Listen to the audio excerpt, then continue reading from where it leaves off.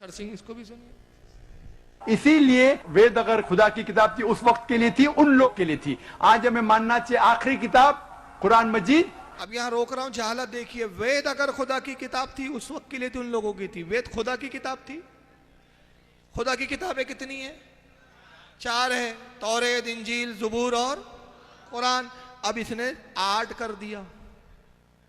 अब वेद खुदा की किताब होगी तो यजुर्वेद भी खुदा की किताब, सामवेद, अथर्ववेद, ऋग्वेद। अब ये 8 हो गई तो चाहिए जाकिर नाइक को कि इन किताबों पर भी ईमान ले आए।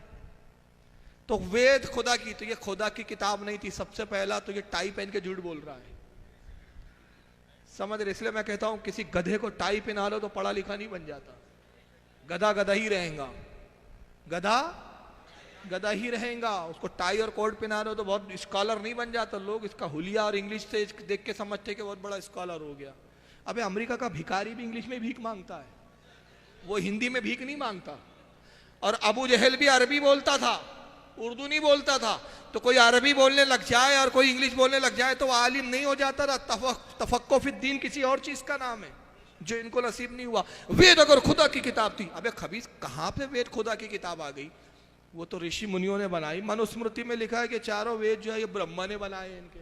अब ब्रह्मा का हमारे यहाँ कोई तस्वुर ही नहीं। अब उसके बाद इसकी और दूसरी जाला सुनिए। उस वक्त के लिए थी, उन लोग के लिए थी। आज हमें मानना चाहिए आखिरी किताब कुरान मजीद। इसी तरीके से एक शख्स ने मुझसे पूछा था, क्या मान सकते हैं कि श्री राम और श्री कृष्ण खुदा के भेजे हुए पैगंबर है? कुरान में आता है सूरह फातिर सूरा नंबर 35 आयत नंबर 24 में कि अल्लाह ने हर कौम के पास एक पैगंबर भेजा है। नाम से सिर्फ 25 पैगंबरों का जिक्र है कुरान में। तो अगर कोई शख्स मुझसे पूछता है कि श्री कृष्ण या श्री राम क्या पैगंबर हो सकते हैं खुदा के, तो मैं ये कह सकता हूं क्योंकि उनका नाम कुरान में मौजूद नहीं है, हो भी सकते हैं, नहीं भी हो सकते हैं। ये बड़ा अच्छा लाया, कुरान में नाम मौजूद फिर भी हो भी सकते हैं। अब अगर हो सकते तो कुरान में नाम आ जाता। इतने मशहूर तो नाम तो आता। चलो कुरान में नहीं आया तो हदीस में आ जाता। चलो हदीस में नहीं है तो उलमा की किताबों में, अइम्मा की किताबों में। आज तक किसी भी छोटे से छोटे आलिम की भी किताब में आपने देखा राम अलैहिस्सलाम, शंकर अलैहिस्सलाम। सबसे पहला तो मसला है कि इनका वजूद भी है या नहीं, ये भी नहीं कंफर्म है। बाबरी मस्जिद का मैटर चल रहा है हमारे यहाँ, तो हमारे तरफ से जो हमारे उलमा ने जो बात रखी है कोर्ट में, वो रखा कि मस्जिद तो बहुत बात की चीज़ है। मंदिर था कि मस्जिद था, बहुत बात की है। राम था यही प्रूफ हो जाए तो हम मस्जिद देने के लिए तैयार है। पहले तो यही प्रूफ कीजिए कि राम था क्या। इसी का वो पता नहीं है। मैं खुद एंशियन हिस्ट्री पढ़ा मैंने बीए में, मुझे मालूम है खुद। क्या नाम है इसका, पंडित जवाहरलाल नेहरू ने किताब लिखी डिस्कवरी ऑफ इंडिया। उसमें खुद लिखता है कि राम था या नहीं था ये कंफर्म नहीं, और अगर था भी तो महज एक अच्छा राजा था, इससे ज्यादा कुछ नहीं। उस पर पंडित नेहरू को खूब गालियां बकी गई थी उस जमाने में, खूब उसका रद्द हुआ था। पंडित जवाहरलाल नेहरू ने डिस्कवरी ऑफ इंडिया में खुद एक्सेप्ट नहीं किया इसको।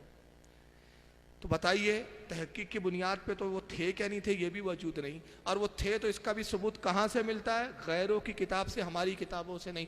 मगर इसकी जहालत देखिए, कुरान में नाम नहीं है, 25 का नाम आया, उसका नाम नहीं है, लेकिन फिर भी हो भी सकते हैं। तो कोई कहेगा नहीं, ये भी तो कहा नहीं भी हो सकते।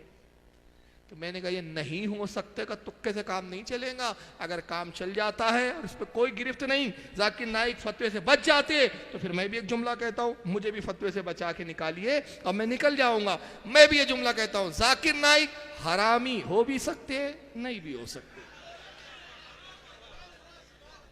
मैंने हरामी थोड़ी बोला है, हो भी सकते हैं, नहीं भी हो सकते।